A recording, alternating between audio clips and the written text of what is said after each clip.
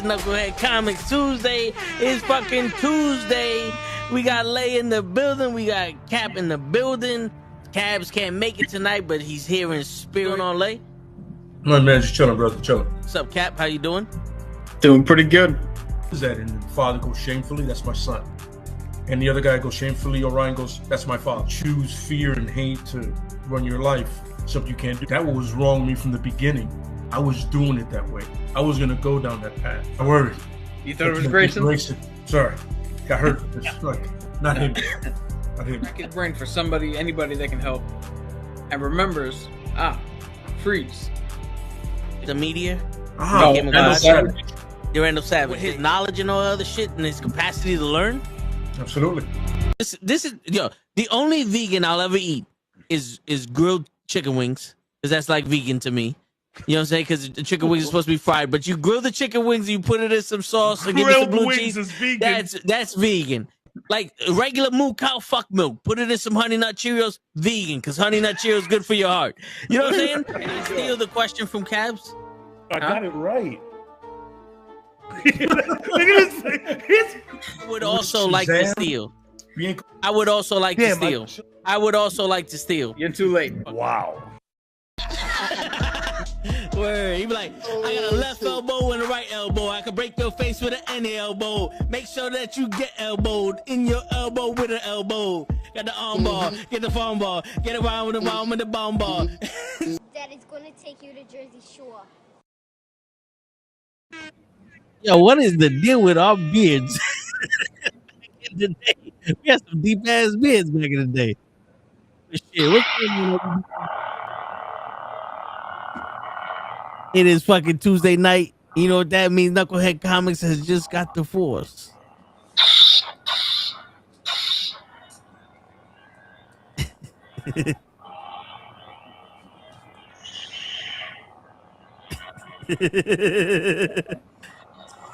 I see that your Schwartz is as big as mine.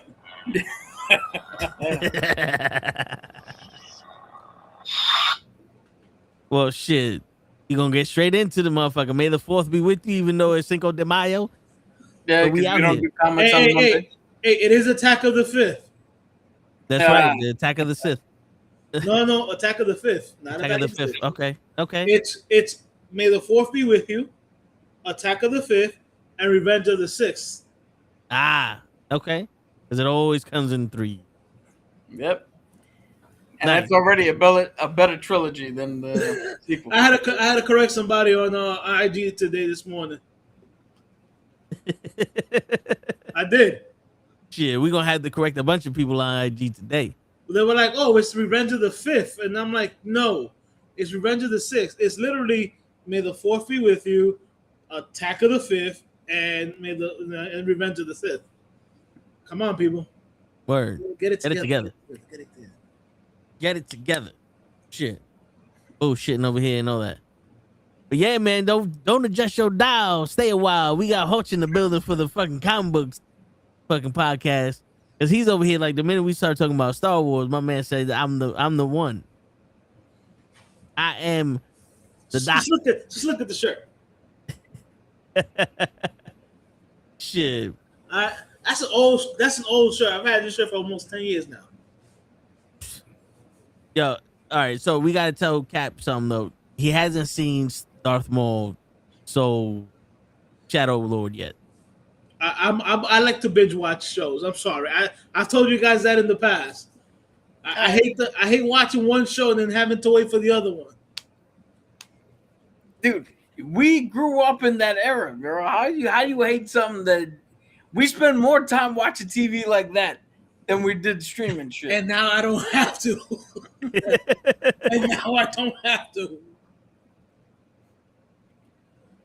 You know what it is, Cap? Not for nothing. At least back in the day, like you get together with your friends and you would speculate. Now people want to be like, no, I'm just going online and see what the spoilers are. I'm like, no.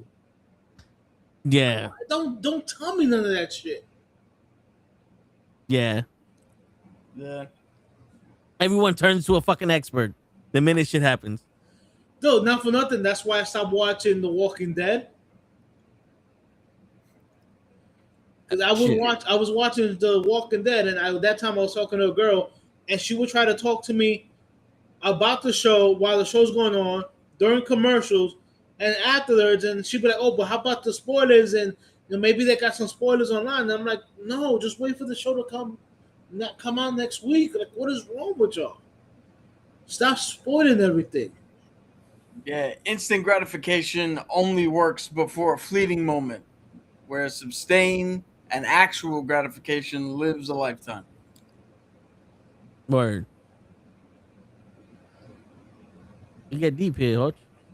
No, that's the deep. I'm reading Mr. Loki's May 4th, and the 5th is You Rightfully Revenge. Word. But now that the finale was, I think, today. Yes.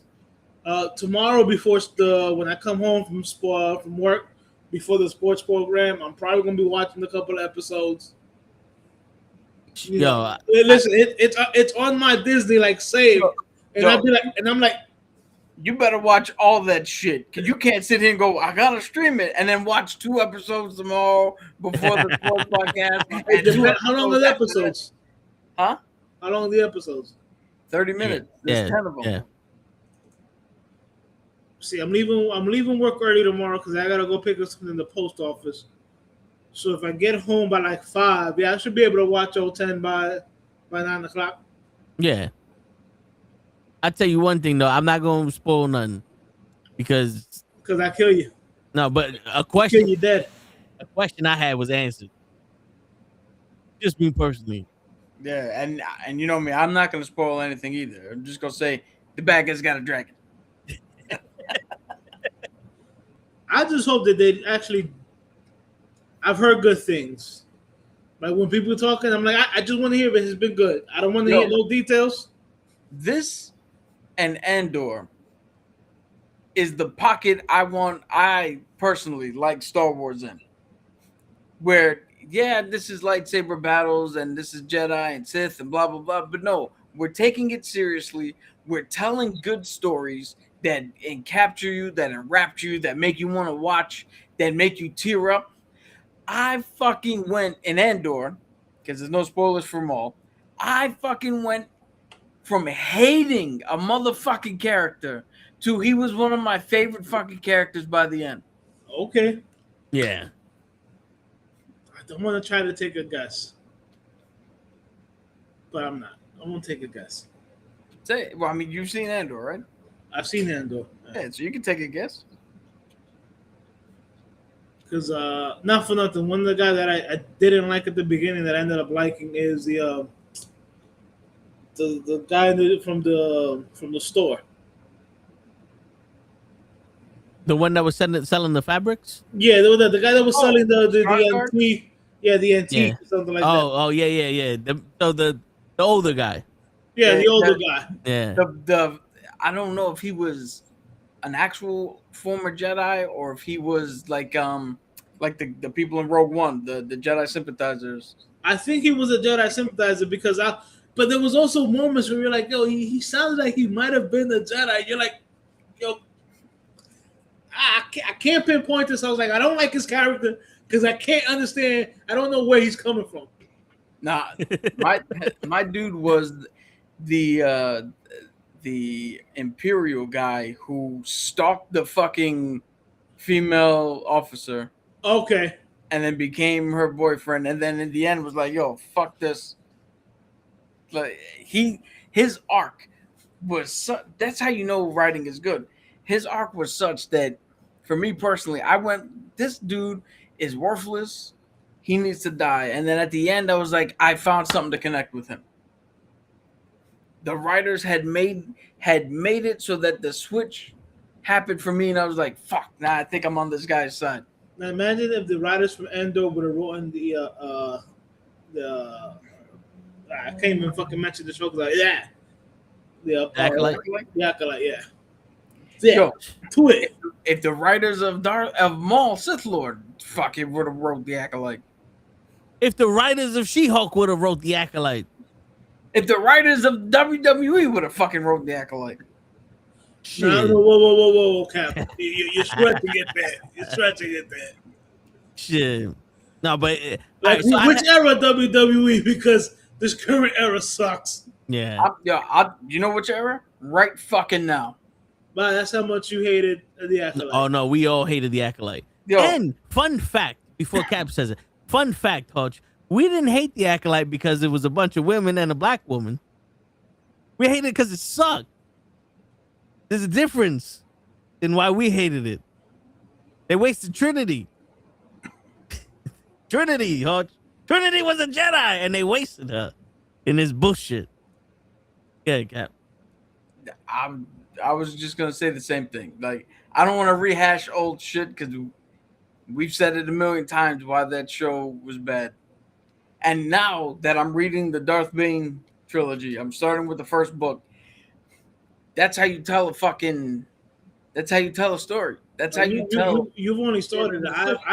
I've literally have had that trilogy for years, and every year and a half, whatever, I reread it. That's how much I've liked it. Well, you can tell by the first book, it's been read a lot.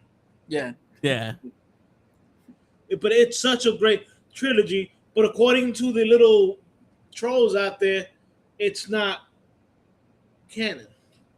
So here's the funny thing. None of all the extended universe books, according to George Lucas himself, none of them are canon. But when Disney brought it over, they officially went, hey, this and these sets of book are canon, everything else isn't canon, and then slowly they realized, oh shit, we killed a lot of stories, characters, and there's a lot of storylines here, so they slowly started making shit canon again. Hold on. Now I can't take your word for it because we got geniuses in the comment sections of our shorts that say stuff like that. So remind me, the books weren't canon. Then Disney made some of them canon and said, "Oh, these are good. Let's slowly start making these stories canon." What happened? So you're saying that I'm not imagining General Thrawn in Ahsoka season 2 or in Rebels. I'm not imagining that because he was made from the books, right? Because apparently none of the books are canon, and that's why the TV shows have nothing to do with the books. But a lot of the shows have a lot of the book shit in it. So here's what I just want to make sure I'm not stupid and I'm not seeing something that don't exist. So here's what happened. Like I said, George Lucas himself allowed people to write Star Wars stories, but he does not personally consider them canon because to him, Star Wars is the stories he told, is the stories he came up with. Yeah. Right? So he once described it as campfire tales, right? Where you sit around a campfire, and we tell the tale of the chupacabra. Yeah. But in Jersey, they sit around the campfire, and it's the tale of the Jersey Devil. It's the same story essentially, but their version of it. Right? So that's what he did with Star Wars. The books were anything that happened in the books were a campfire legend that you would just tell to each other as compared to actual like historical fact, which is what he wrote. And then when he met up with Dave Filoni, Dave picked his brain and got him to like incorporate Thrawn and incorporate some of this other stuff. So now Thrawn's officially canon to Star Wars in George Lucas's explanation. Yeah. Because he's part of the show, not part of the books. Then Disney came in and Disney fucked everything up. And instead of just making the books canon so that they can use whatever the fuck they want, they turned around and was like, oh, we got a better idea. Let's take the old Republic, the greatest fucking thing, the one thing that every Star Wars fan, new, old, young, gay, straight, black, white, trans, whatever the fuck you want. Everybody loves the old Republic. And they turned around and said, nope, we got to make money off of our own thing instead of paying the writers royalties on the shit they already wrote. So we made the High Republic. Now, I've heard good things about certain books in the High Republic.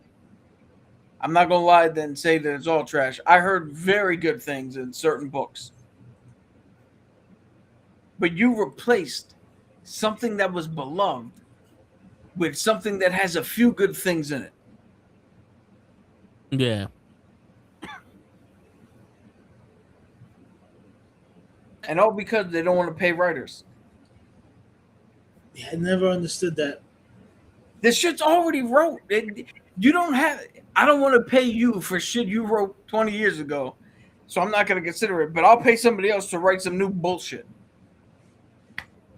Yo, it's like my whole thing is, and then they had to eat their own words because they made Revan canon because he was such a big fan favorite. I heard Bane is canon. Bane is canon too. You know why? In the Clone Wars, Yoda visits a Sith temple, and who does he come across? The Spectre of Darth Bane, who tells him he came up with the rule of two. Which the rule of two again was not canon because it came from the fucking extended universe until George Lucas was like, well, all right. And he put it in episode 1. Remember that? He's like, I thought the Sith Lord wasn't there. Could there be more than 2 of them or some shit like that, right? Because there was the rule of 2 with the fucking in episode 1 or 3 or some shit.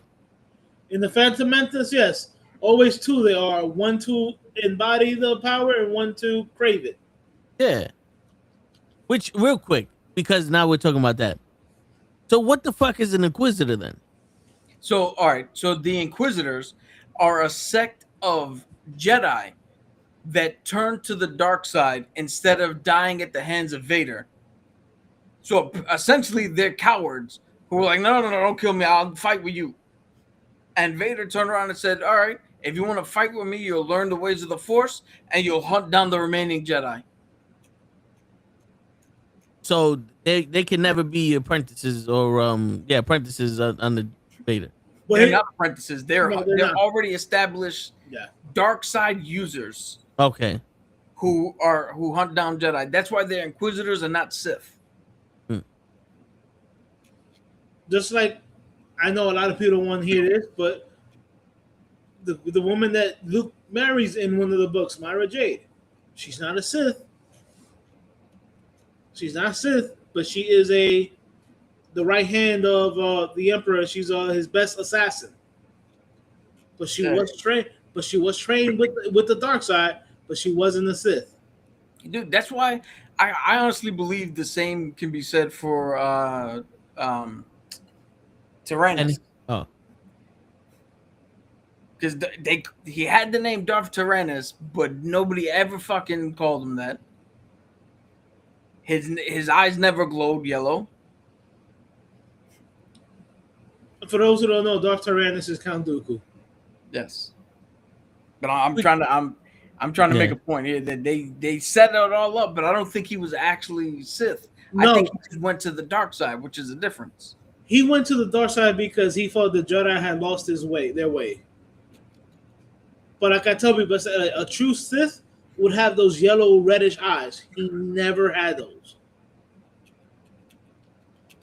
So, like even when he chopped off Anakin's arm or he was fighting Yoda, you never saw his eyes turn that yellow reddish fucking color. And if you notice, he did it. He did it as a defensive maneuver. He didn't attack and take the arm off. He did the flourish and spun his blade. Right. He took his hand off. Give me a second. He always fought and had like respect. Even in the Clone Wars, you see how anytime they had to team up, he was like, "Yo, I have no problem teaming up with you." He also had a big respect for Kenobi. I think Qui-Gon was his apprentice. Right. He loved Qui-Gon. That's what started the turn. Yes. Yeah.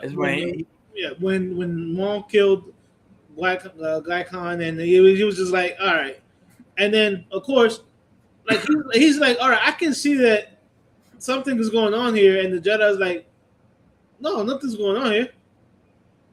He's like, he's like, no. Something's going on. Something's up. What's going on right here is not normal. Yo, it's funny. It is funny how much intentionally or unintentionally this follows some of the religious history. Because as you know, the Catholic Church had a hold on medieval Europe. And then they got fucking overzealous. And then they got braggadocious. And then everybody went, no. Fuck you. Who are you? You are not better than me. The kings were like, you are not better than I. Right. Fuck out of here. And now look. Churches are around. You know, membership is dropping. People are less believing. Yeah. Well, see, that's also, to me, that's also people are starting to realize that those who do actually go to church a lot are acting.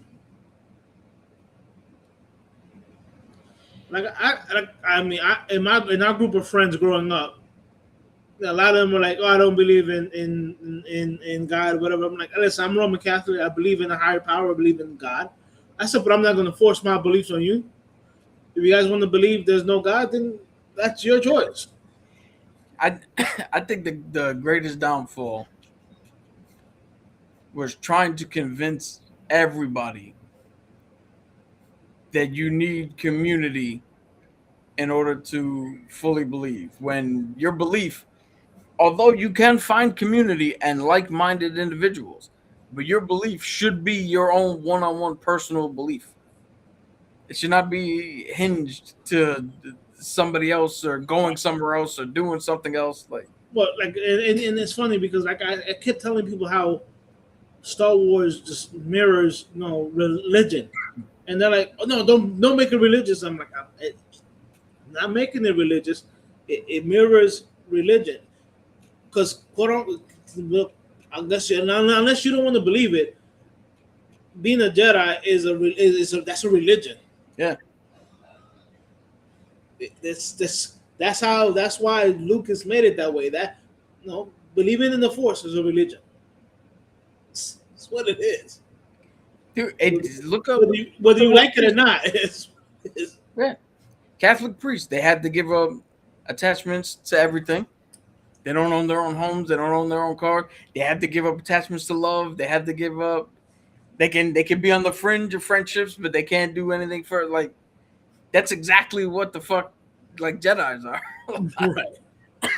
Well, the Jedi, the modern Jedi before Luke, and he changed it because I was talking with To earlier.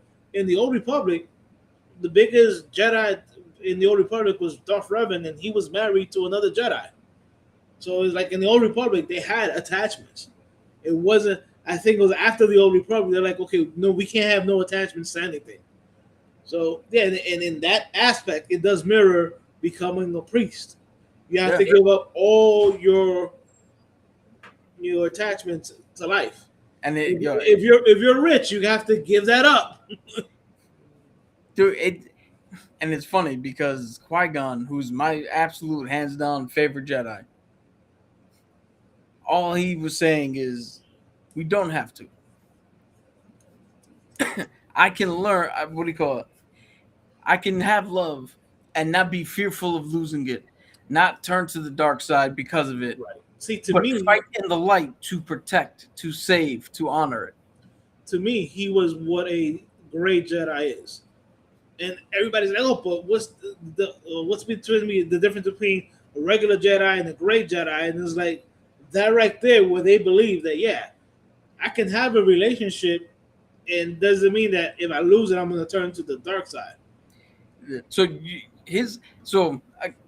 again, it's weird because officially gray Jedi don't exist, right? There is no classification. It's a fan thing that we came up with. But if you want to know what a gray Jedi is, Ahsoka. Correct. Somebody who's trained in the ways of the light side of the Force, who does not follow the Jedi way, but still fights on the light side of the Force, but still has her life. Right, she makes her own decisions. Yeah, She's not attached bound. the She's not Jedi bound Council. to the rules and regulations of a Jedi. That's why I tell people. That's why I said I was telling somebody. I said her lightsabers. They're like, well, how she got them white? I'm like, did you read the book as to why she got them white? They're like, no. I said, what happened was that she beat some Inquisitors, and she took their crystal. And the way you get a red blade is you have to bleed out your kyber crystal. You bleed in bleed out the good, and I guess put in the hate or whatever. And what she did, she purified 2 crystals. That's why her blades are pure white. And I'm like, oh, but that makes her a Jedi. I'm like, no, that still doesn't make her a Jedi. Because she doesn't fight for the Jedi. She fights for what she believes is right. Yeah. Now, this is the funny thing. So, this is the one and only thing that Disney added itself that has actually improved on the lore. Because originally, the red kyber crystals that the Sith would use were synthetic. Right. That's why they were red. They were fake. Yes. But I actually like the story better that you can take a kyber crystal, pour all your anger, hatred, and the Force into it, or dark side into it, and turn it and bleed it red. Right. Vader struck. Now, again, the Acolyte, they did it, but we're not counting that because you can't do it by accident. We're gonna skip that one. No, I'm gonna tell you the truth here. Disney itself has already proven that you can't do it on accident. We're not even going to talk about Vader, who in the comics had to struggle to get his lightsaber to turn red, his kyber crystal to turn red. We're going to look at Kylo Ren, Disney's first in the sequel, their first attempt at a dark side user. The reason he has cross guards on his lightsaber and his lightsaber looks all crackly is because he fucked up the process of bleeding the kyber crystal, and he damaged the crystal itself. Instead of pouring the shit in there in a controlled manner. That's why his shit looks different. Right. Now that's why it's not stable. Yeah. Now, if you want to watch something that shows, so this now is canon of how Ahsoka got her blades, she got her white crystals. This is even canon for Count Dooku's backstory and everything. This right here, Tales of the Jedi. Oh yeah. For anybody watching, that is one of the best animations they've done. It is truly great. That's something you should watch if you haven't watched already. There's another one, Tales of the Underground with watch all of them. Oz Ventress. Yes. That one's pretty good too. Yeah, people forget. Azaz Ventress was a Jedi before her master got killed. And then she turned to the dark side. Fuck, who did she train under? Because I know Dooku found her and turned her. Yeah, afterwards. Yeah. I forgot who trained her, but I'm gonna look it up because she witnessed him, her master being slaughtered.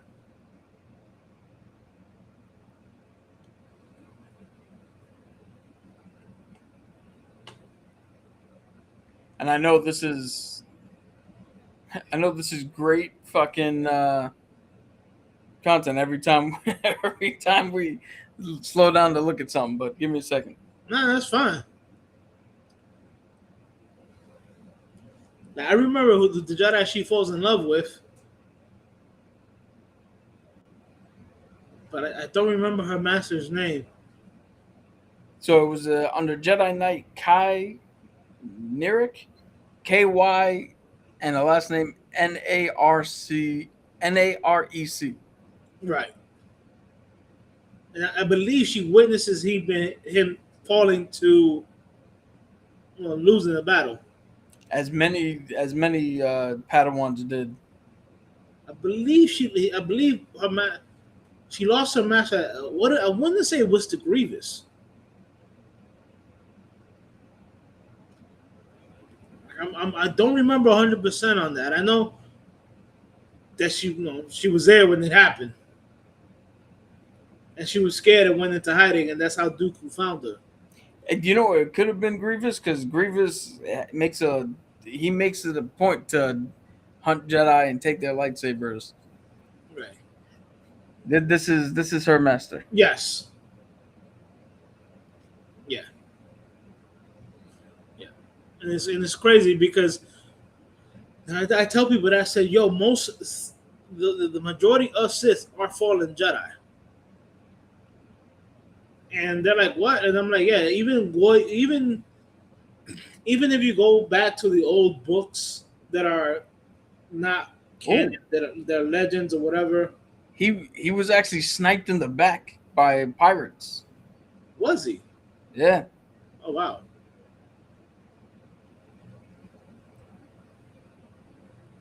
That's interesting. What? I'm trying to look up these guys who. Oh yeah, these guys, the pirate dudes, not these guys specifically, but Right. Races. They gunned them down while they were defending a planet, and watching him get gunned down is what turned her to the dark side. Right. And then she found Dooku. Which, funny enough, we were talking about Great Jedi, right? I think if we wanna coin terms here, I think Count Dooku and Balin Skull could be considered Grey Sith. Yeah, I'll give you that. Yeah, they don't fully embrace the Sith teachings. I can see that. I definitely see that. And people forget how great of a duelist Count Dooku was. Yo, his whole form. They invented a form for Christopher Lee because he was an actual fencer. And his hilt is curved. Well, I mean, mine isn't curved, but his hilt is curved because that allowed him to do fencing techniques and shit in real life. It's also crazy because Count Dooku hated Darth Maul. And the reason he hated Darth Maul is because Darth Maul had a dual lightsaber. Count Dooku in his stories are actually, he didn't believe in Jedi's having two lightsabers. He believed in Jedi having one lightsaber. Jedi and Sith. So to him, it's more elegant to have one weapon. Like you should be able to beat your guy with one weapon. And I found it funny because didn't he use two lightsabers against Obi-Wan and Anakin? Well, I mean, he had to because he was getting attacked by two different people. And I don't know. I gotta look back at that fight. He might not have, but in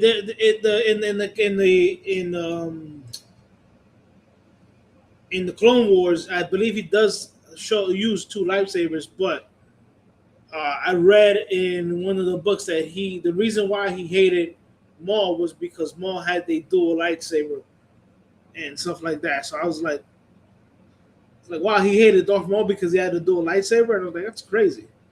So what does he think is like some punk shit to have a dual lightsaber? Yeah. Which is funny because his master Darth Sidious had always had two lightsabers.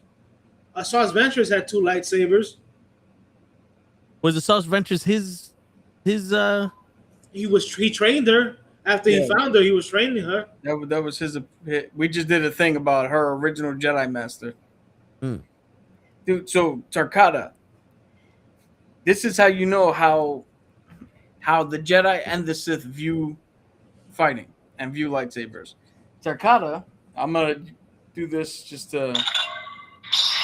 So Tarkata is the form where you would fucking, and this doesn't do it fast enough, but you would turn off your lightsaber blade and then turn it back on to strike. And both the Jedi and the Sith were like, "Nah, you too much of a bitch if you do that shit." And nobody used that shit. Now they use it in the Acolyte. Well, so that's the thing. Nobody uses that as a fighting form, but people have used certain techniques from it in their style.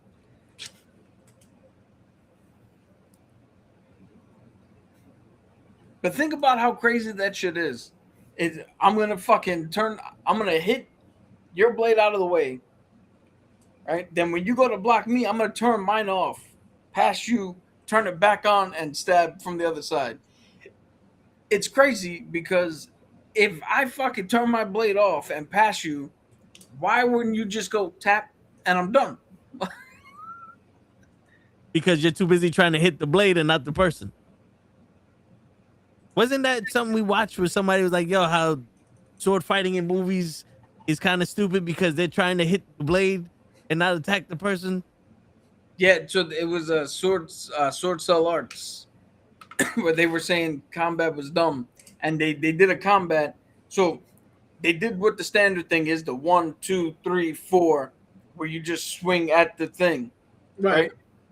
And then they were like, look how dumb that is. And then they did an actual thing where like, we're gonna do the same thing, but attack the body. And 1, 2, 3, 4, and they did targeted attacks, same block. It looked the same, but now it meant something. Yeah, I'm not just swinging for your sword. I'm swinging for your arm. You have to block me. I'm swinging for your leg. You have to block me. Right. Shit. No, but I've always I also like medieval books and stuff like that. So knights and all that stuff. Always intrigued by King Arthur and the Knights of the Round Table and stuff, and Excalibur. And every time I used to see one of those old school movies, like you would see like they're literally trying to make sure that they hit each other's swords, and I'm like, wouldn't it be easier if you avoid the sword and just kill the person? Yeah, but you know what's funny? Michael Jai White did an interview saying that he did a movie. I was one of his first ones where he did the shit that's correct to do in a fight. And they told him, they almost fired him. They're like, yo, we can't use none of that. What are you doing? And he's like, what? That's actual fighting. And then they showed him on camera. It looked like shit. So then he had to change the way he fought for camera so it looks better. Yeah, in one of his movies, he literally had to slow down the way he threw a punch. It's the one with Kimbo Slice. I think it's called Blood and Bone. Blood and Bone, yeah. Yeah. He was like, yo, I had to slow down the way my punches was because the camera wasn't catching it. Yo, Bruce Lee in the early days where he was doing Green Hornet, the stuntmen and the cameramen hated him because he was so fucking fast. They were like, dude, what are you doing, bro? But, I mean, all right.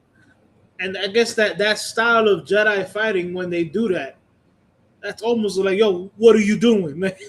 Shit, didn't they slow down the fight scene between Obi-Wan, Qui-Gon, and Ray Parker? Yeah, they had to slow it down. And when you watch it actual speed, that shit looks way better. Yeah, but it does look way better. But you could tell that the actors were rushing and not being deliberate. Because there's a difference between fast movement and we can do this fast. Like, shit. So, did you guys talk about the Bane book yet or no? Just a little bit. Just a little bit. So, the part that I really liked was when he was there training how to use the lightsaber. And he was getting good. And then the best guy was like, all right, maybe you're able to fucking challenge me. And the dude beat him. And he got so mad that the next time they fought, he used the Force and killed them. Yeah, and then you realize I just finished reading that. Yeah, and then the fucking his teacher was like, "Why'd you use the Force? Why'd you?" He's like, "Oh, it just had." He's like, "No, you did that deliberately. We don't kill each other here. We kill the Jedi." He told him. He said no. He said he was weak. He deserved to die. Yeah.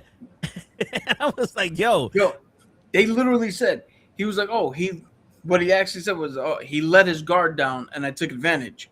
And the Sith Master was like, he didn't let his guard down. You tore through his guard. Mm-hmm. Yeah. That's how much Bane was fucking enraptured. He tore through. So, for anybody who doesn't know, Jedi and Sith are taught. For anybody who's like, oh, why don't they just like force choke all the time or pull them this way or do shit? There is a force field that you're supposed to put around yourself to prevent shit like that from happening when you're fighting another force user.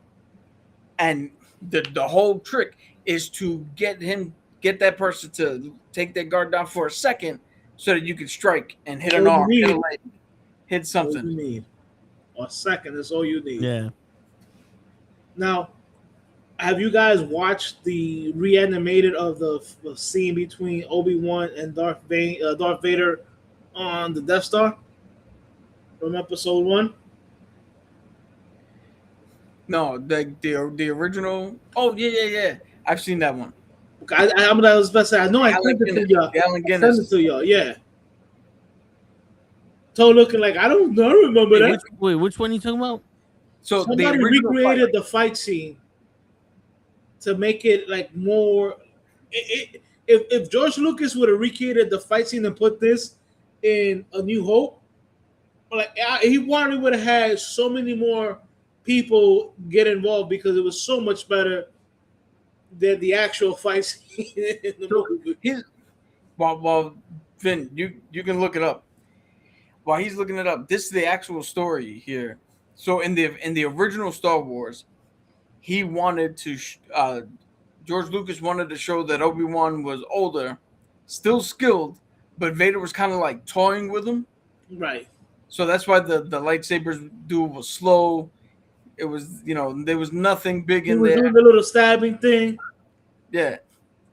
But going into the sequel with Luke in 5 and 6, right?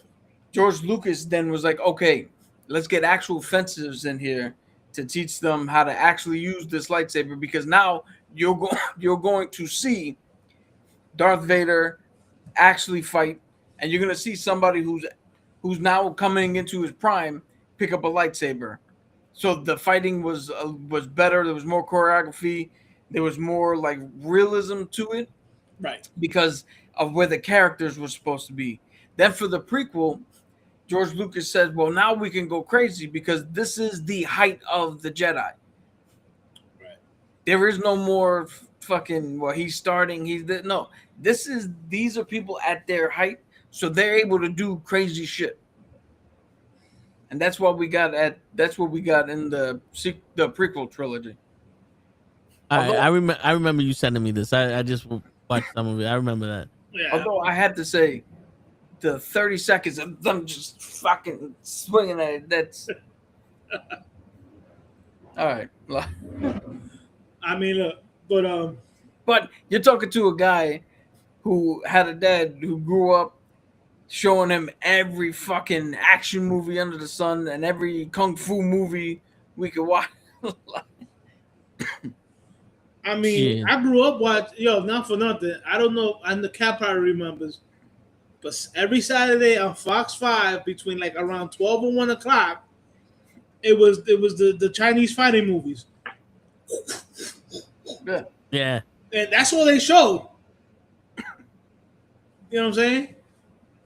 And I remember just sitting there just watching them, like, okay.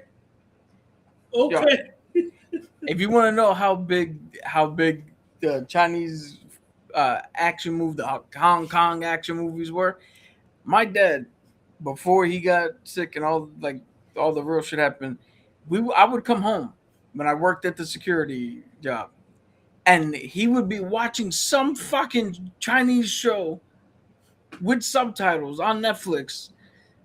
It was a kung fu show, and he was like, "Oh, but the Fire Princess she likes the Ice Prince, and they're warring, and the factions going here, and they're fighting, and they can't be together." And I'm like the West Side Story to me. Yeah. How are you still watching this? He's like, "No, watch the fights." I remember the old white guy that used to turn into the tiger. Remember he had the white hair with the beard. He would go in the tree and all that. Hold on, I think I have that saved. Was it Fist of the North Star or some shit? The anime? Oh, it was the live action show where it was like an old man with a long white beard, all white, and he would transform into like a white tiger or some shit. Because you would see the. Yeah, but dude, I my whole thing is that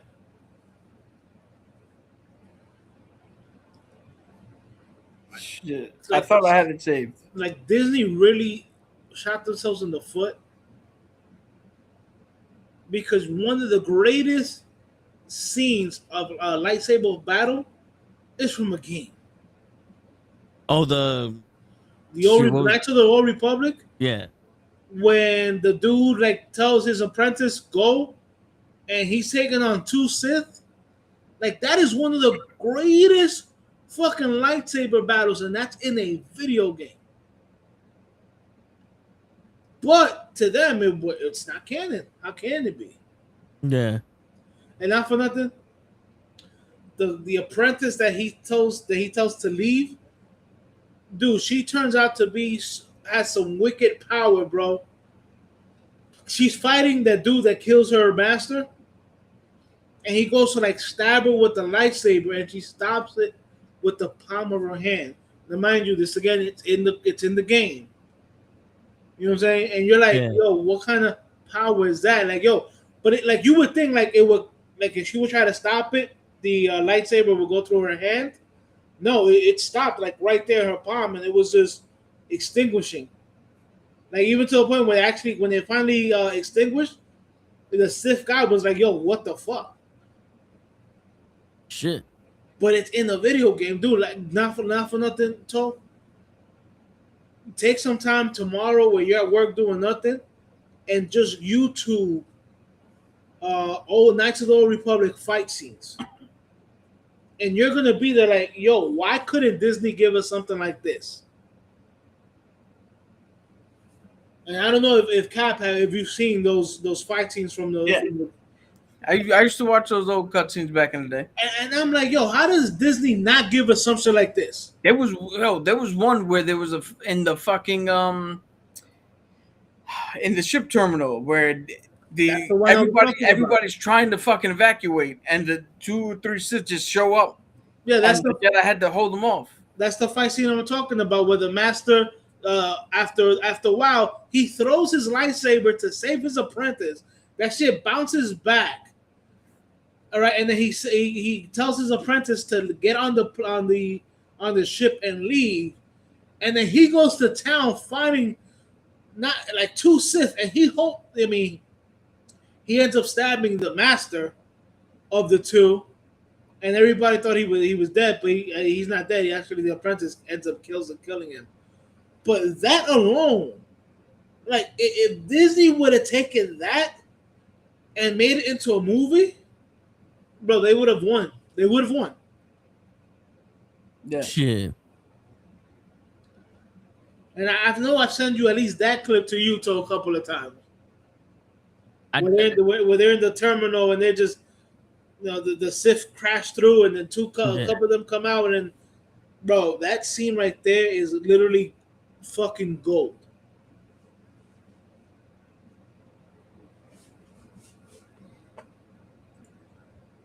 Shit, they have that game on Steam for $10.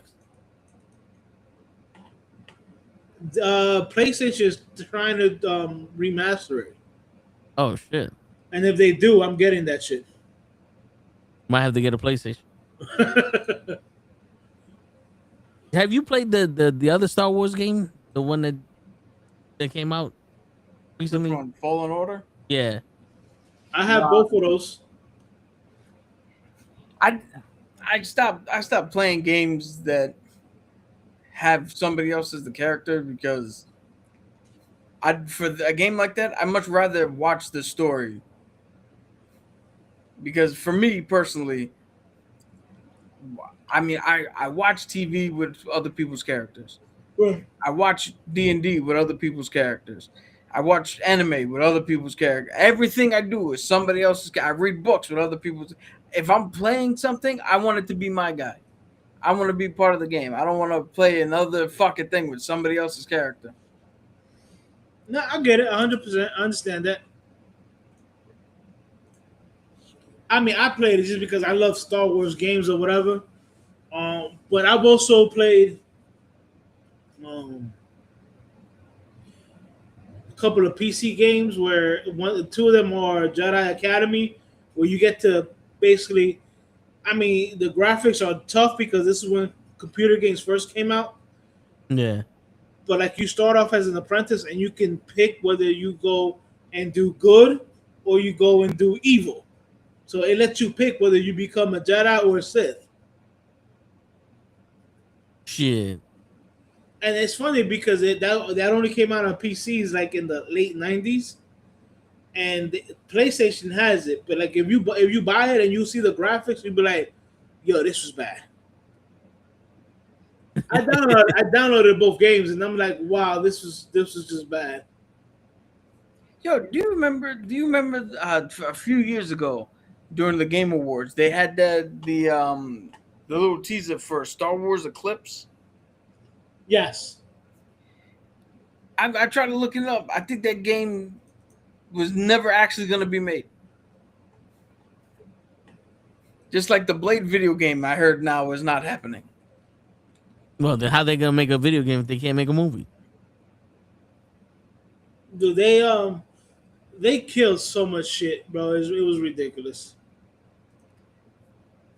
Word. Dude, the fucking a couple of years ago I played a game called Greedfall, which was a phenomenal game. I love the name of it? Greedfall. They just came out. It's from Spider Studios. They just came out with Greedfall Part 2. Trash game. I don't know why they changed the combat system. It's dumb. But that company, Spider Games, just went out of fucking business. Easy. Wow. Okay. Okay. All right, real quick. The next Star Wars movie that's coming out is Mandalorian and Grogu. That's coming out this month, next month? This month. This month. In May. And is that movie that Tom Cruise directed some shit? Is that canon to the Star Wars? Yeah, so Starfighter, or I think it's called The Last Starfighter, is going to be part of the Star Wars lore. Okay. I don't think it's going to be part of the Skywalker saga, but it will be part of the extended lore. I mean, they got to change that name because there was already a movie in the 80s called The Last Starfighter. Yeah, but there's not the Star Wars Last Starfighter. They should call it The Last Airbender. No, but all right. So my question to you guys: if Dave Filoni turned around and said, "Here goes you got the wheel," what would be the next movie you guys make? Sorry, it's only called Starfighter. Oh, so it's not it's okay. Yeah, I put in the last because I was born in the 80s. And that's what I said. I was like, wait. We already had a movie called The Last Starfighter. You'll watch a review for which one? Ando, I think. Probably The Mandalorian and Grogu. We'll try to watch it as early as possible. We'll put out the out of theater and let you know from that point if you go watch it or not, and then you come back and we'll talk the whole movie on Tuesday. That following Tuesday. Like this weekend, I'm gonna try my best to go watch Mortal Kombat. That's right. Who comes out this weekend, right? Comes out Friday. Ooh, I'm gonna try my best to go watch it. I'm gonna have to go watch it on Sunday morning when nobody's there. Dude, from what I've heard, there might be people there. It might not even be a match. Because but I heard that they actually almost to a fault. Every complaint we had, they fixed. Shit. Okay. So we got high hopes for Mortal Kombat. I mean, 1 wasn't that bad. I just didn't like the fact that they made that guy the main character of the movie. Yeah, you know what's dumb? This is what's wrong. This is what's wrong with Hollywood in a nutshell. We have an IP, right? But we have to act as if we have to make the IP for the people who don't know what the fuck Mortal Kombat is. So we need a character to be the proxy of the fucking fans. He's gonna experience the rules and the characters and the world at the same time that the audience is experiencing it. So you have a proxy and you can connect to the movie. Cool. Sounds legit thinking. But now here's where Hollywood fucks up. Hey, do we use any of these 74 fucking characters that we have? No. Let's make a new one. Why? Because. I was like, Cole. I was like, I don't know no Cole. I'm like, hold on. Let me go back to my Mortal Kombat shit. There's no Cole here. Now, I've said this before, but now look what they had to do. They went back in this one and made Johnny Cage the fucking protagonist that doesn't know what's going on, so you can live by proxy through. We already know now. This is your second movie.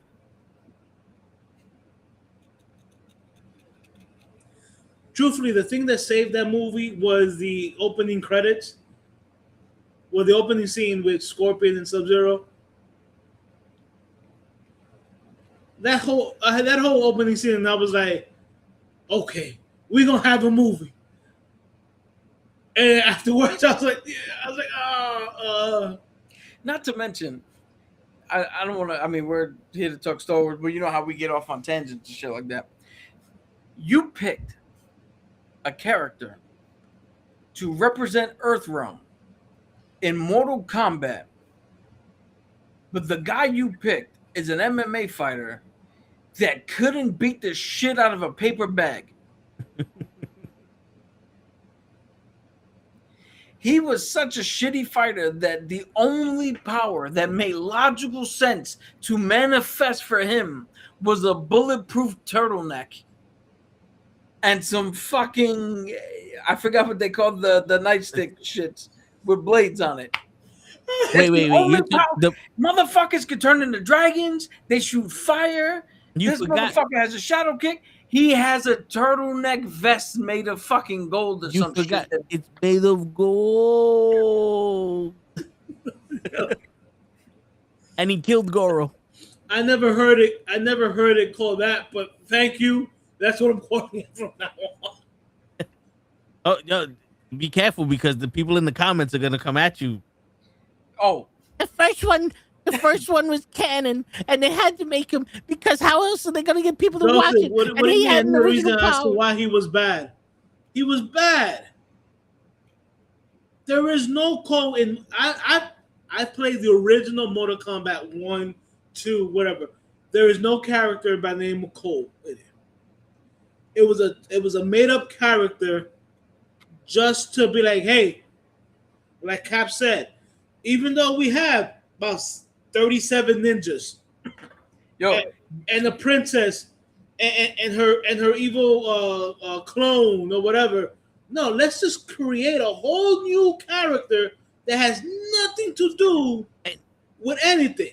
And the crazy shit is, you could have had a descendant of Scorpion in there, or Sub-Zero's brother, an actual descendant. Like Sub-Zero's brother. But there is a descendant of Scorpion in the game. So that's what I'm saying. He's part of the MK kids from MK11. Yeah. Now, here's how they started the fucking movie with them fighting. Here's how dumb that anybody know who this is? I mean, the name's on the thing, but Ken. No, the name is on the thing. Oh, bro, la la la la la la la la. He's a character from Mortal Kombat. Only showed up in a few games. Really hasn't done nothing. Hasn't done shit since. Right? You could have made that motherfucker Cobra. And then you have a character that is so low on the ground that you could have made him Louis Tan. Nobody would have given a shit, but nobody would have complained because at least he's part of the fucking games. And it makes sense that that dude wouldn't know what the fuck's happening. And is it me, or did it seem like his fighting sucked? Because in Cobra Kai and in Iron Fist, he was a good fighter. Yo, he's in the best episode of Iron Fist. He's the drunken guy in Iron Fist, the Iron Fist vote. Which, coincidentally, you know who directed that fucking episode? There was nothing good about Iron shit.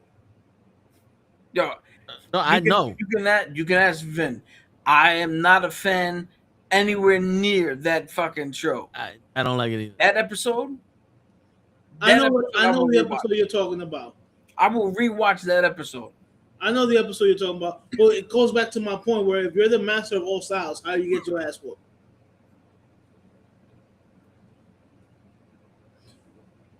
And on that note, let's go back to Star Wars. Fuck this shit. Yeah. Dude, I actually wanted to address this live because we've been talking behind the scenes. The people who were like, "Oh, Luke had a premonition. He tried to kill Kylo. In the moment, he realized he couldn't, so he stopped, and then he went and secluded himself, and blah blah blah blah blah blah blah." Okay, so the man who knew his father for all of 20 minutes and saw good in him. Yeah. Who was nobody. His ass handed to him for 3 movies. Turned around and said, "No, I still know he's in there. I can bring him back." I felt the good in him. He cut his hand off. Yeah. Changed his father back from Vader to Anakin. That man had a premonition of something that hadn't happened yet and couldn't figure out a way to deal with Kylo Ren or Ben Solo in order to prevent that. Not only did he not come up with a way to prevent that, he did exactly what the fucking Jedi who failed did before him. He ran and he hid.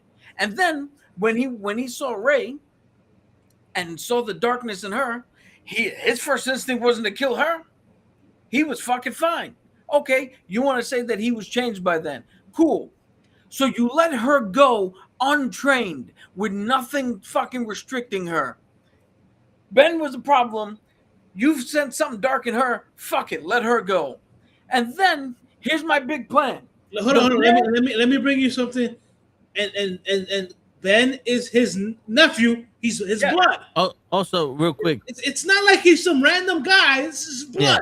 Yeah. And also, real quick, when she did try to touch the Force, the first thing she did was go to the dark side. Yeah. Now, the first thing she did was go to the dark side. Now, we're taking all that. That guy who you said learned and adapt and changed and all that. His big plan was, in order for me to stop Kylo Ren and I have to kill him. Give people and Leia the Resistance a chance to leave, I have to kill myself. Because I saw Obi-Wan Kenobi kill himself to send me home, to let me go. So now I gotta kill myself to give them a chance. Because Lord forbid Luke Skywalker shows up and actually fucking does something. Lord forbid the one main fucking character for 4, 5, which should have been 4, 5, 6, should have been 7, 8, 9. The one guy who can stop Ben Solo, Kylo Ren, whether he fights him for real or turns him back. That guy, the only option is death. What would you have said if instead of for Kylo Ren stabbing Han Solo on that plane? On the planet, he was. On the planet. He stabbed Luke. It would have never happened. Been better. That would have been the fucking strike me down and I become stronger in the Force moment. That would have actually had impact. That's not how the Force works. Force projection. And not for nothing. I think I told Les this when everybody's like, "Yo, but what is Rey? What is Rey? What is Rey? I'm like, yo, she's a Palpatine. They're like, no, she's not a male. She's Palpatine. Yeah. Correction. She's a Skywalker. Everybody's like, no, she's not. How do you know? I'm like, when she first picked up the lightsaber, what was her first motion? A stabbing motion. Who's the only character that did a stabbing motion? Yo, Palpatine. And they actually explained how her parents stole her from the fucking thing. She was a clone. Right. Well, in the second movie, when she's in that cave, and she's like, the cave of self-reflection, whatever, and all you see is a whole bunch of her, I literally sat in the movie theater and said, oh, she's a clone. And had people look at me like, yo, what the fuck are you talking about? She's not a clone. And I'm like, she's a clone. Why would you see thousands of yourself if he wasn't a clone? Dude, how funny is it? This is how much Star Wars betrayed their fan base. Coming out of The Force Awakens, the FedEx guy where I used to work at the nursing home, he came in giddy, talking about how Rey's a Palpatine, talking about how she could be the first legit great Jedi that they say that they acknowledge on screen. He said the whole thing about the stabbing motion and all this other shit. And then The Last Jedi comes out, and now the entirety of Star Wars is trash. Everything fucking sucks. He hates every fucking moment of anybody who breathes next to a Star Wars cutout. In the span of one film. Don't you love it? Oh, not to mention, I wanted to bring this up too, and we probably said this if you go back and look at our what do you call it, our reviews for these movies. But also in The Last Jedi. Now, Louis, what the fuck is Anne-Marie? What the fuck is her name? I want to make sure I get her name correctly. Uh-oh. Man, he wants to make sure he calls her out. No. I want to make sure that I distinguish. What character are you talking about? Give me 1 second. I'm going to tell you right now. Kelly Marie Tran, right? She played Rose Tico. This, what I'm about to say, has nothing to do with Kelly Marie Tran. She's a fantastic actress. She actually brought shit to Rose to make her a good character. This has nothing to do with her as an actress. This is purely story, what I'm talking about, and the character, the way the story made her act and depicted her. All right, I'm going to put that fucking disclaimer out. All right. Which means I should be kicked off of here in about 2 seconds for standing up for a minority woman. Yeah. But in the movie, Finn is shown to be a deserter, a coward. She hates him for wanting to leave, for running, because her sister died in the fucking bombing at the beginning of the film. She gave her life to fucking help this rebellion, and deserting it is fucking blasphemy. Right. And then nothing happens between them. They free some animals. They find the wrong fucking guy who turns out to still do exactly what they need him to do, which means there wasn't one fucking man who can do this, so it couldn't have been that hard. Then don't mean to cut you off. They leave the force sensitive boy there. Yeah. Then the deserter, I gotta put the water down again. The deserter, fucking, who's Finn, finds courage, finds something to stand up for, and is willing to sacrifice himself, finally make the big play in order to save everyone and give them time to get to safety.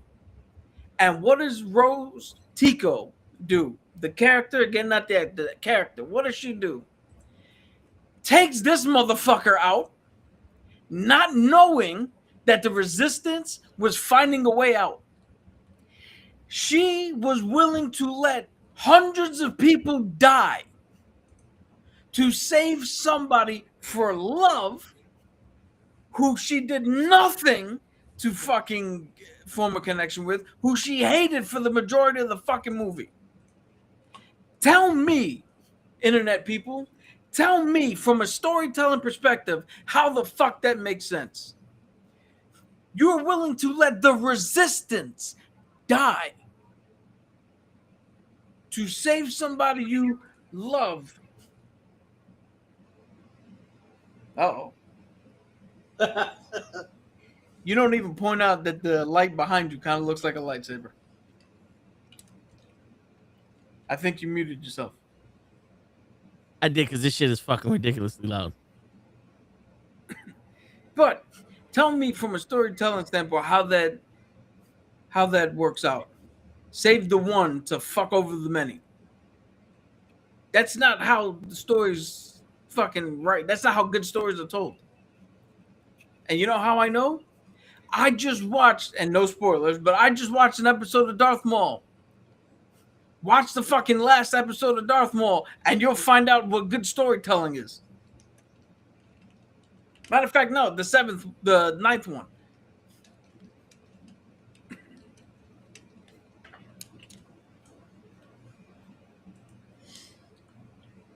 What I don't understand is you can have from the same company shows written so well. Andor. Let's not forget, this is also the same company that gave us Rogue One, and I love Rogue One. Yeah. But then they give us shows like The Acolyte. So, I think what's happening is when they did Rogue One, they allowed the original director to kind of do what he was gonna do. Then they interfered a little bit, and then Terry Gilliam, I think, had to come in and finish it. So he really directed Rogue One. It wasn't the original director, Gareth Edward, I believe. So there was a little bit of controversy there, but they liked what the second guy did so much that they allowed him to just do what he was going to do with the Andor TV show. They allowed Jon Favreau with Dave Filoni to do whatever they were going to do with the Mandalorian TV show. Then with the movies, Bob Iger got scared because of the reception of the prequel trilogy. Okay. He got scared of putting together, because when Disney bought over Lucasfilm, they actually had an agreement that 6, 8, 9, or 7, 8, 9 would be what George Lucas wrote.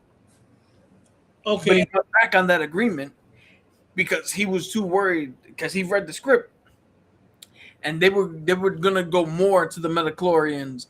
You remember when Yoda went into that weird shit where he actually talked to the midichlorian?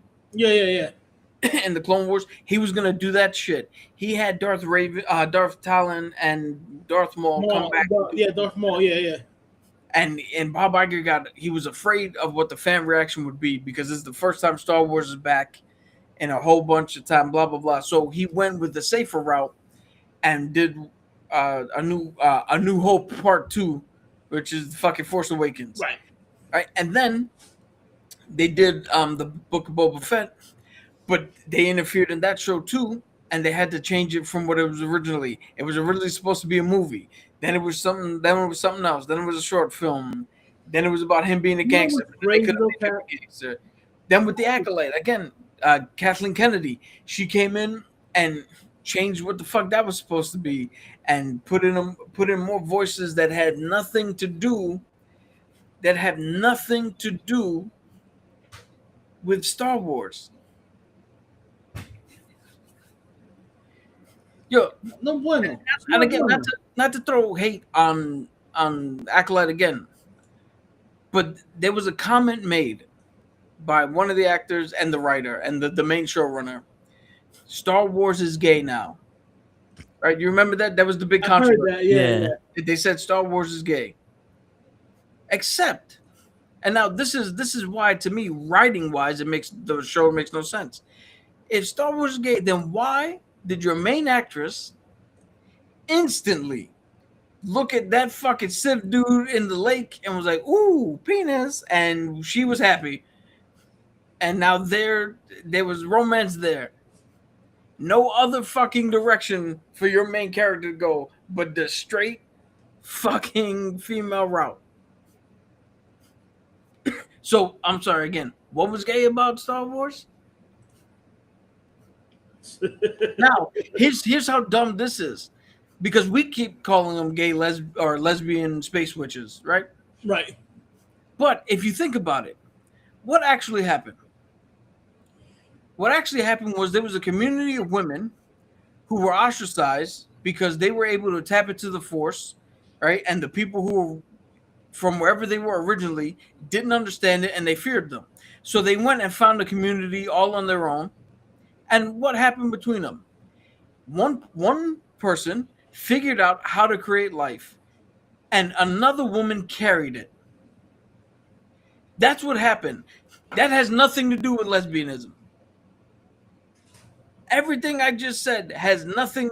There's no sex or sexuality involved in any of that. It's just a group of women who escaped prosecution, lived together, and one woman carried a child that was figured out by somebody else. That's surrogacy. That has nothing to do with sexuality. So again, tell me where the fuck this is supposed to be. And I'm not saying that it's not for anybody in the LGBTQ community. Hell, fucking come in, watch Star Wars, watch comic books, watch wrestling, watch whatever you want. Fuck it. I'm bored on the weekends. Hit me up. We'll watch the shit together. I don't give a fuck. But I'm just saying, how about we just focus on making a good show, a good movie, and we call it a day. I think it's too easy. Well, you know what the problem is with that show? I think they try to take too many elements and squeeze them into something and just have those elements be the forefront of it. Because like I said, they had this girl with the Revenge on the Jedi. Trinity was there. Like I'm gonna harp on this shit all day. You had Trinity as a fucking Jedi. Carrie Ann Moss, by the way, for anybody. Yeah. If you're not excited for the fucking prospect of Trinity being the fucking Jedi, you don't belong in this conversation. You go to sleep. It's past your bedtime. You're too young for this. But then you had her where they said that she split because her and her twin were one egg pretty much, and they split like because of the Force or something like that. Where they both is the first time they created a dyad. Yeah. In the Force. And then they also show the guy that was able to hide himself as a Sith Lord. And then she bled the kyber crystal. They wiped her memory, where she's like, all I want to do is be with my sister, but wipe her memory because I can't be with her because we have to run. And then leave her with the Jedi instead of leaving her on a random planet where nobody can find her and she's not a fucking threat to be used as a fucking double agent and in case they can reverse the fucking memory shit you did. And then they go, oh, by the way, how we're going to make this work? We're going to have the Jedi still like forcefully take the baby from the women, and then they're going to fight back, and the Jedi's going to have to kill him with a mind wipe.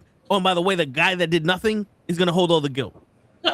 Oh, not only that, we're going to have the Jedi go in there and forcefully take the kid. And when they show up, the mom's going to go, no, I agree with you, take him. Yeah.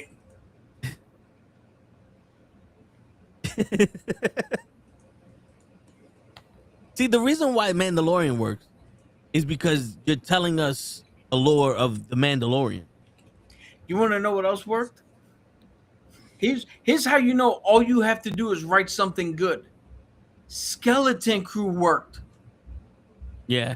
Not enough people saw it because by that time they were like, fuck Star Wars and this is stupid. But Skeleton Crew was a good fucking show. I liked it. Because they just made a good fucking show. That's all they did. I wish they would do another season because that ended with my man was a fucking Jedi or he had the Force power. It's like, hold on, what happens now? But like, dude, these are all stories that people don't really know too much about, and they're not trying to force everything in there. Like, I think it was too much. There's a lot of cool shit we could shove in here, and it didn't fit. Yo, and again, just simple tweaks. If you wanted to put that, she was the first one to on in timeline canon to bleed the kyber crystal.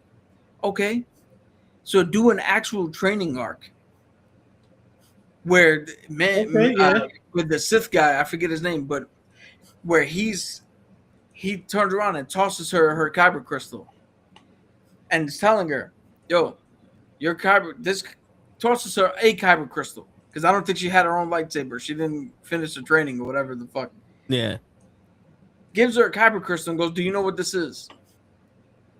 And she's trying to She's trying to identify it, and she uses the force, and it lights up a little bit. Let's just go. It lights up a little bit blue, right? Nothing too much because she's not fully trained or anything. He notices that, and then he gets on her. Then he starts talking about her mom dying. How the Squid Games Jedi fucking fucked her over and her sister and all this shit. And she starts getting fucking angry. And then the whole time she's holding it, he's telling her, "I need you to do something," and she's failing over and over and over and over. And she's on the fucking brink of just getting up and fighting this man, fist fighting. And it's the entire episode is made as a pressure pot and making us, the audience, also feel frustrated and also feel like we want to tear the TV off the wall. And we're all going through it. And at the end of the fucking episode, when the with the crystal in her hand, when she tries to pour her force into it again, it's red. Because we had just went through an entire training episode with that pressure pot building up, boiling, and it finally hit over. Not just she held the lightsaber and was like, "But you're a liar!" And it fucking goes from blue to red. Oh, that would be good. Yeah.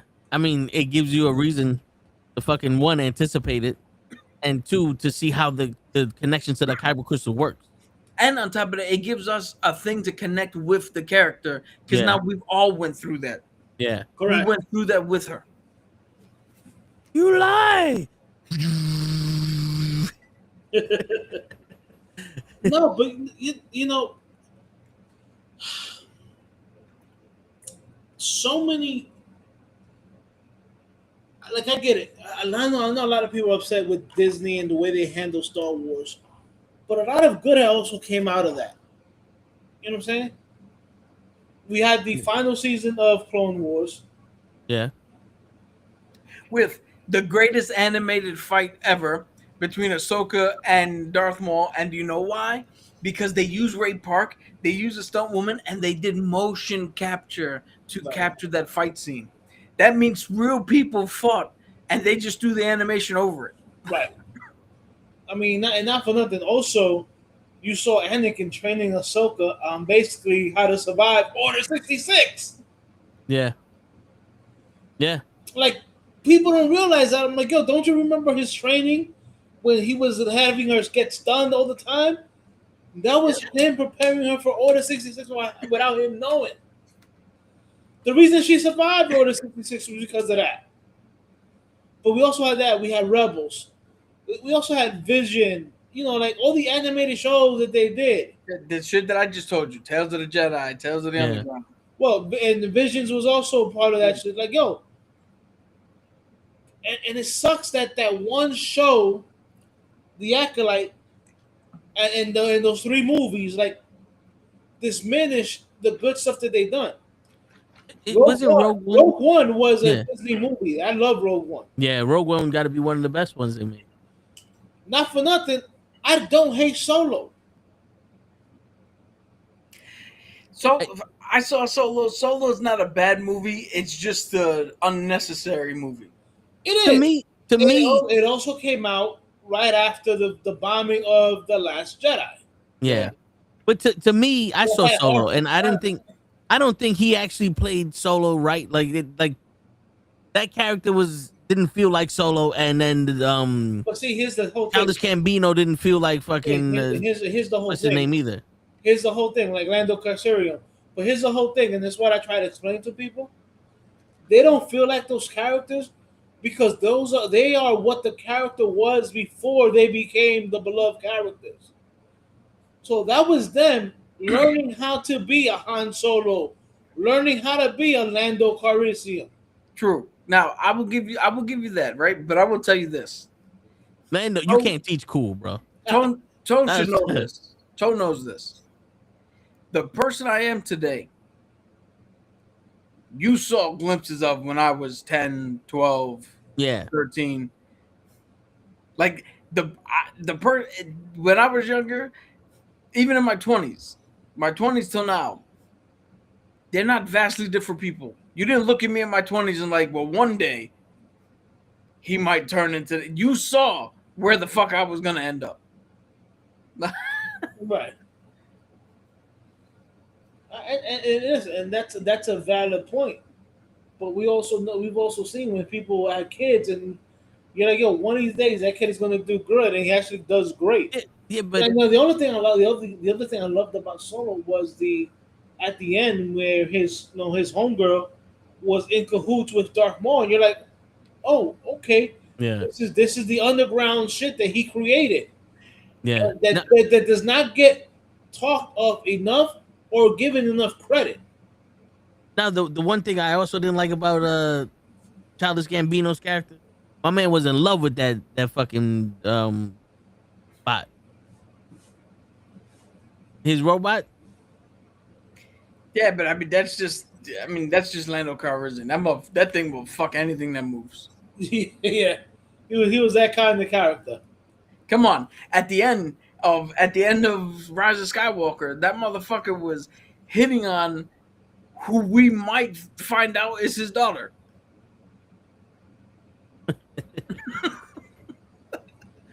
He's not lying. He's not lying. Dude, this is what it is. And the funny thing is, I don't even think that was written in the script to be that way. I just think that Billy D, that's just how he is. He's just a smooth operator. Yeah, he can't talk to a woman without seeming like he's gonna bet her in 2 seconds. Shit. My man was like, so baby. Yeah. So to get back to the question, I know Captain Ned, you said that if you was handed the keys to the vault, you would make the Bane trilogy, right? That would be the next movie. I said that. Yeah, I did. All right. I know what I'm making. What would you make, Cap? Knights of the Old Republic. We're gonna see the war between the Sith and the fucking Jedi. Who is that in the game, that white guy that had like he was like a witch, or he didn't have the Force, but he had magic. In which game? I think in the Fallen Order. Oh, in the first one? The dude with the one arm? Yeah. He was a former Jedi. Okay. He was a former Jedi, and I think he was taught a little bit of the Night System magic because you were on that planet. But he was a former Jedi.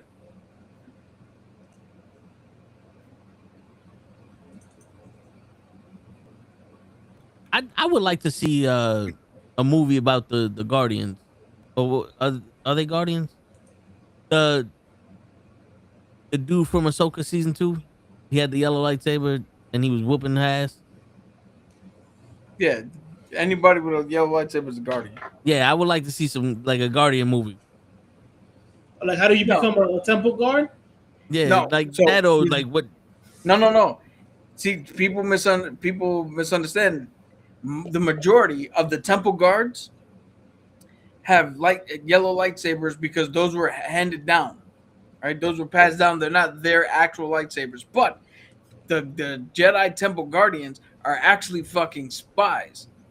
Some of them are spies where their yellow lightsaber is theirs, and their kyber crystal is based in knowledge and all that shit because they are a spy network. And you can make a fucking Jedi Jason Bourne without the shaky cam.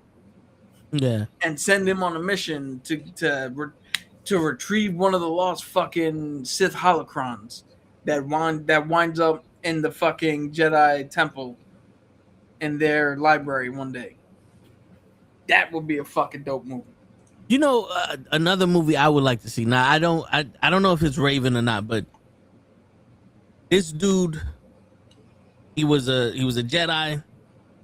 He got captured by the Sith. They fucked him up and they turned him Sith, and then the Jedi got him back and they turned him back into a Jedi. That's Darth Raven. Yeah, and then his brain split. That's Darth Raven. Yeah, that one I would like to see. But was it him that his lightsaber was so infused with the dark side it can bring people to the dark side? No, that's a completely different character. Because there was one that this guy was so in tune with the dark side, his lightsaber, if you touched it or you wielded it, it would Darth bring you Kratos. to the dark. Like who? Darth Kratos. Darth Kratos, yeah. And they locked that shit up. And I think the female Yoda was the only one that can actually handle it because she was so on the light side that it couldn't bring her to the dark side. Like it's crazy the stories that they have in these books. You know, you can fucking adapt them into TV shows or like even the cartoons or some shit. Because that'd be dope to see the female. What did you say her name was? Yaddle. Yaddle. Yeah. It would be dope to see Yaddle do some shit. Yo, we did in the Tales of the Jedi where she went up against fucking Dooku. That was her apprentice, right? Dooku was her apprentice. No, No, the Yoda, Count Dooku was Yoda's apprentice, believe it or not. but she was the one who showed up, and she was voiced by Bryce Dallas Howard. So all right. So here goes a question for you. If Yoda was Dooku's master, Yeah. and Dooku was Qui-Gon's master, and Qui-Gon was Obi-Wan's master, and Obi-Wan is Anakin's master, and Yoda helped Luke, why was none of that shit that was passed down from Yoda to Anakin? None of that shit was passed down to Anakin. I'll tell you why, and there's a legitimate reason. Yoda trained Dooku. Dooku saw the demise of the Jedi and turned to not even the dark side initially, just turned to the opposite force. I forget, the Separatists. Yeah. Right. So what Dooku taught Qui-Gon was more along the lines of his thinking, where you don't have to give up love, you don't have to isolate yourself, you don't have to follow the tenets because it's too restricting. What are you fighting for if you're attached to nothing? Right? Yeah. And Qui-Gon tried to teach that to Obi-Wan, but Obi-Wan was a stickler for the Jedi way. Then Qui-Gon dies, and Obi-Wan has to take over the training of Anakin he never wanted to do. So if you watch, he lets Anakin basically do whatever the fuck he wants. He don't really train anything. He don't teach him shit. I mean, the only thing we actually see him teach him is how to fight. Yeah. But he don't teach him nothing. And then we get to Yoda, who trains Luke. So we get to Anakin training Ahsoka. Anakin trains Ahsoka the way he was trained, with no training at all.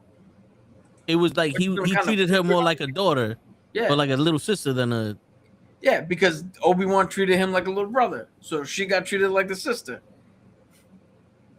So then we get to Then we get to Ahsoka. We get to Ahsoka training Sabine. But why did she train her differently? Because she saw Anakin turn to the dark side. No, well, not only that, but she saw Homeboy teacher in Rebels. Kane. Yeah. Kanan. She saw Kanan train her. Kanan was training her a little bit more properly, like you should. So then we get to, all right, so then Yoda taught Luke. Well, by the time Luke got to Yoda, Yoda realized the downfall of the Jedi and only started teaching him what he truly needed to know. And not all the tenets. There is no try? Yeah.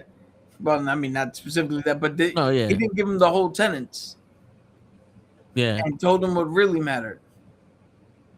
And then, thanks to, happenstance and stupidity, we don't get to see Luke train anybody.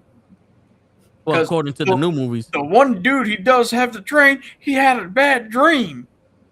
According to new movies, he trained Princess Leia, which was in Princess Leia in the book stronger than Luke. I think she had the potential to be strong, but I don't think she fully realized it. No, yeah, she had the potential to be stronger than Luke, but so all right. So here goes some Star Wars knowledge for you. The Jedi Order basically turned a blind eye or turned their back on Ahsoka when she got charged with shit. Yeah. Anakin proved her innocence, right? Yeah, they caught the other girl who set her up. And then Ahsoka was like, "Yo, if y'all that quick to drop me with this shit, I can't be with y'all." Yep. And she left. Then why was she still training Grogu? Like if she was a Jedi Master and she was following the rules? Because she's a great Jedi. And so when you start out with younglings, you have to teach them the basic tenements of the Jedi Order. You can't teach a fucking kid. If you're teaching a kid to play baseball, right? You have to start them out with Tebow. You can't just start them out 100-mile-an-hour fastball and go, all right, let's hit it. Like, you have to train them as if they don't know anything. Even the dark side, their basic teachings, because they also try to get infants when force sensitive kids when they're young, also basically to brainwash them more than anything. Although they do prefer to, if they can find you already jaded in the world, that's even better for them. Because they just got to give you the nudge and point and aim the missile. Yeah, but when they do take younglings, they teach them the same way. They teach them like the basics. The last thing you want is to teach a youngling how to snap somebody's neck. Yeah. And it's funny because, Kat, are they making Starkiller canon? I don't think so. There was some talk that Merrick, the dude with who Ahsoka turned into dust. Yeah. There was talk that he might be Starkiller, but then they were talking with Sam Witter, who is Starkiller. The voice, and the face, yeah, the model. Which is funny. Before I get into that story, the reason he got the job is because a friend of his was going into audition for a secret Star Wars game, right? That turned out to be The Force Unleashed. And when he went in and saw the character art, he was like, "Yo, that looks like my boy Sam." They had no idea who he was. They just so happened to draw a guy who looked like him, and he was like, "Yo, you gotta somehow get in here. The character is you." Right. And it's funny when they interviewed him, he was talking about stuff for the Force, and they're like, "Yo, we got our guy." Like he's talking to them how the Force works or whatever, and they're like, "Oh, so the guy not only looks like him, the guy knows Star Wars. So yeah, we got our guy." Yo, the famous story he has. There's a scene in the video game where he's trying to meditate and put his lightsaber together. Right? He said he was in the booth and he was doing this aggressive, putting it together. And they told him like, "Yo, cut, dude, softer." And he did it again. And they're like, "Yo, cut, what are you doing? We need you to meditate. We need you to do this." And he looked at him and was like, "Vader trained me. Vader doesn't know how to meditate. Vader doesn't know." He was like, "Anakin doesn't know anything but brute forcing shit. Why would he teach me how to meditate correctly to put this shit together and not be part of the dark side and use?" And they were like, "Okay," and they kept his shit in there. Yeah, because Darth Vader would just put the shit together.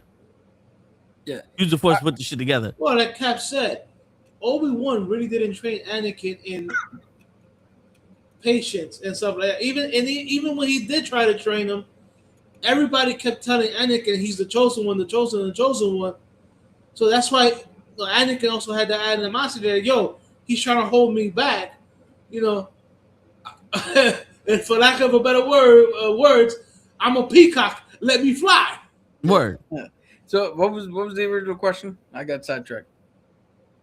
He asked you if Star Killer was Oh yeah. canon. So they spoke with Sam, and he was saying that Star Killer is an extremely difficult one to add to canon because there's no way now to explain that Vader had a secret apprentice that just never showed up. Right. Unless you put him in the carbonite. Well, no. I mean- the thing with Star Killer is that he was so powerful, and now he was the offspring of 2 powerful Jedis. Nah, and his What would you say if Vader put him in the carbonite because he was uncontrollable? I mean, okay, but you're gonna let him out to do what? Anybody that's worth, now that you got the new ones, he could be the main bad guy. yeah, but remember, I heard that too. I don't know what that was. the lightsaber powered off. But remember, Star Killer has. You can either go good with him or bad with him. He's a complicated character. Not to mention, he would kill Luke in a heartbeat. To be honest. Yeah, I mean, wasn't he supposed to be stronger than Vader? Yeah. Now, here's the funny thing. Do you know why they call him Star Killer? Because he was trapped in the Star Destroyer. Nope. And they used him as a match. Nope. Because that was the original name for Luke. Luke Star Killer. They filmed 70% of A New Hope with Luke Star Killer. And then one day somebody got a note and was like, that's too menacing. You're supposed to be the hero who doesn't know shit. And they changed it to Luke Skywalker. And you can see Mark Hamill does an interview talking about it. He was talking about how disappointing he was that he went from a badass name to something that sounded so silly. But it's iconic now. It is. It's iconic now, but yeah. Dude, I played both games, The Force Unleashed, and I'm like, yo, there's no way they can make this canon at all. No, Cal Kestis is canon. The games are canon. Yeah, no, but I'm talking about like they can't make the character. Like they can't put him into a movie. Wait, which character you talking about? Star Killer? No, Cal Kestis. Oh. No, yeah, no, that's the Jedi. I'm talking about the Force Awakens is the one with Force Unleashed. I thought you said Fallen Order. No, the Force Unleashed is the one with Star Killer. Like, yeah, they can't make that character canon at all.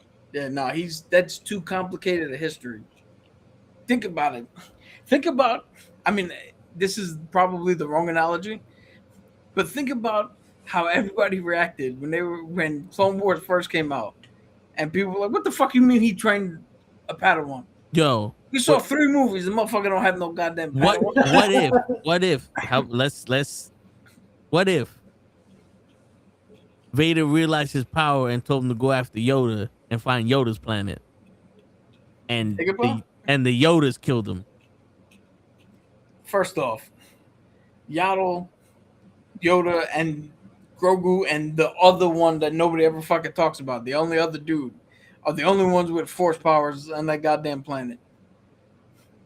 He would have went in there and turned all those Kermit the Frogs dead.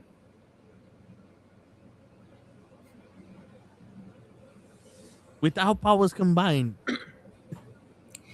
Yo, the power of one, the power of two, the power of many.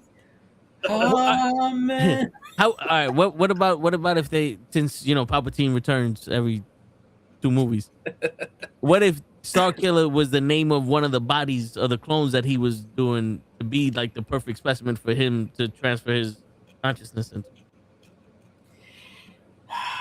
You're gonna make me try to fucking figure out how to get Star Killer in this shit. No, I'm just throwing shit in there. I'm just throwing shit in the pot. See if it tastes good. Here's how we could do Star Killer. We get Sebastian Stan to play a younger Luke Skywalker, like everybody wants, and we do a movie in which, and people might hate me for this, right? But we do a Rogue One type story in which he's getting hunted by Vader in between. You want to know why in between New Hope and, or what is it? In between Empire Strikes Back and Return of the Jedi, how he goes from he don't know shit to he's now walking in the Jabba's palace fucking everybody up? Yeah. This is how you explain it. In between those movies, Darth Vader sends 2 Inquisitors to hunt down Luke Skywalker. 1 regular Inquisitor and 1 secret apprentice that turns out to be Starkiller. And we have the most epic battle in which you see Luke Skywalker take out an Inquisitor and have the battle of his fucking life against Starkiller. And that explains how he all of a sudden he shows up in the black. Because he learned that this was his apprentice. This was Vader's secret apprentice. His father's secret apprentice came to fucking kill him. He finally wins. He dons the black. And why he's so confident now. Fuck you, Palpatine. I'm not going to fight you. I'm a Jedi like my father before me. Because you sent your best and I turned him to ash. You know what's also crazy? That's how the fuck you do it. You know what's also crazy? And throughout the whole movies, the only 2 Jedis who actually wear black were Anakin and Luke. True. Because everybody else wore brown. Yep. Everybody wore like brown and khaki or whatever. And I know everybody's seen this, but like in episode 1, Phantom Menace, there is a scene where a young Anakin is standing outside of his hut, and his shadow is the shape of Vader. Like they purposely threw. Like everybody thought that they did that for the poster, and I'm like, no, it's actually in the movie. Wow. Now with the way George Lucas makes different versions of it, we got to figure out which version of it it's in. Or which special edition. Yeah, because did Han shoot first? Yes. I don't give a fuck what anybody says. Han shot first. But again, that's the only way I can see bringing Starkiller in.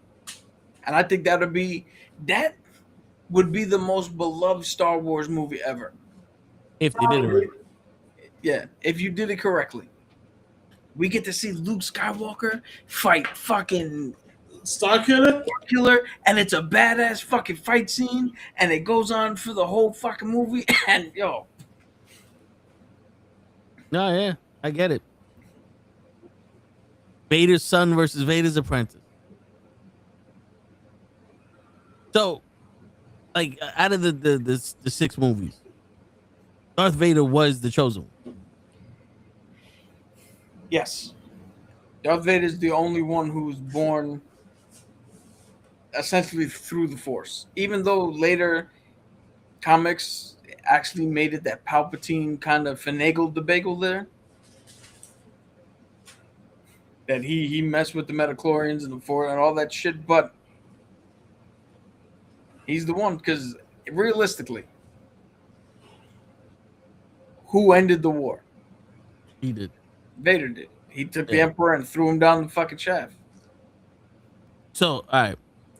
Now, what he should have did, if he really wanted Palpatine to die, stab him in the gut. no, because nobody dies from a stab in the gut. Name one character that dies from getting stabbed in the gut. I can't. You know why you can't? Because Qui-Gon got stabbed through his gut into his spine, severing it. All right, so what was you gonna say? How he should have killed him? Huh? No, I was just gonna say he killed him, Yeah. and that's essentially that's what brought balance back. All right, so last topic with Vader. So that suit that he had was made to torture him, because Palpatine was basically trying to keep him weaker than he was, because he didn't want Vader to overthrow him. But it was also a punishment. Yeah. For failing to kill, for losing to Kenobi. But when they made him a new suit and it wouldn't torture him, he didn't want it.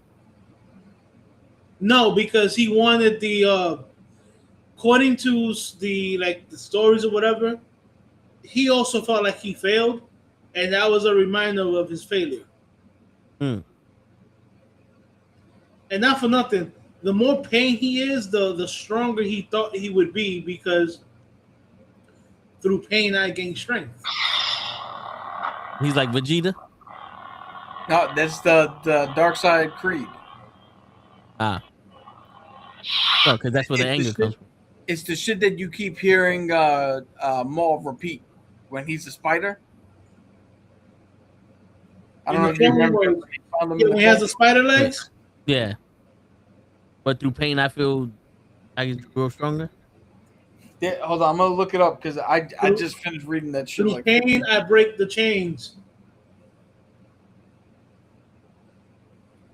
that set me free, or something like that. Here you go. Peace is a lie. There's only passion. Through passion, I gain strength. Through strength, I gain power. Through power, I gain victory.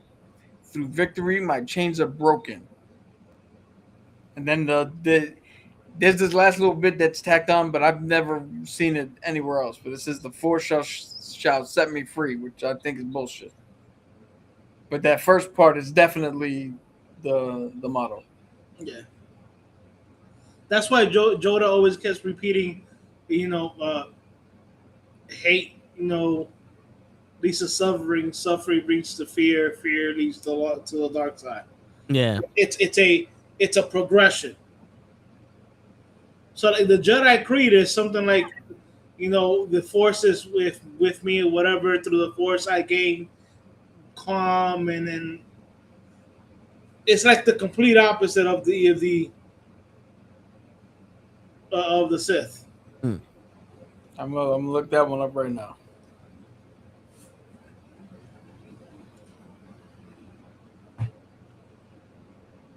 I'm gonna make sure that I get this right, because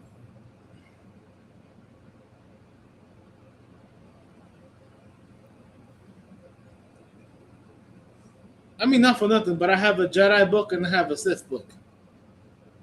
But do you have a Holocron?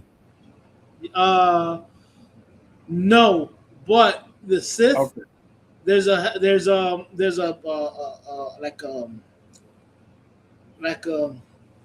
almost like a chest for it that looks like a holocron that I want to get.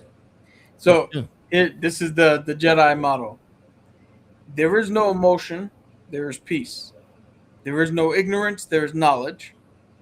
There is no passion, there's serenity. There is no chaos, there's harmony. Serenity now. There is no death, there is the Force.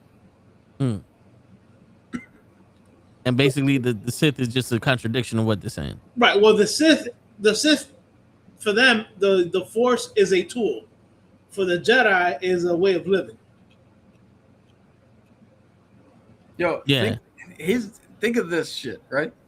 Because there was a little bit of this in the part of the Bane book that I'm reading, where he looks and he's like, "Yo, I had no friend, or I had friends, people that I cared about while he was in the Sith army. Yeah, but they were weak. They showed him weakness. He was weaker because of them. He didn't need them. When it was time to step up, when he was getting arrested, none of them could do shit. None of them did do anything. So fuck them. Right? Then you have the Jedi who are like, well, you can't be attached.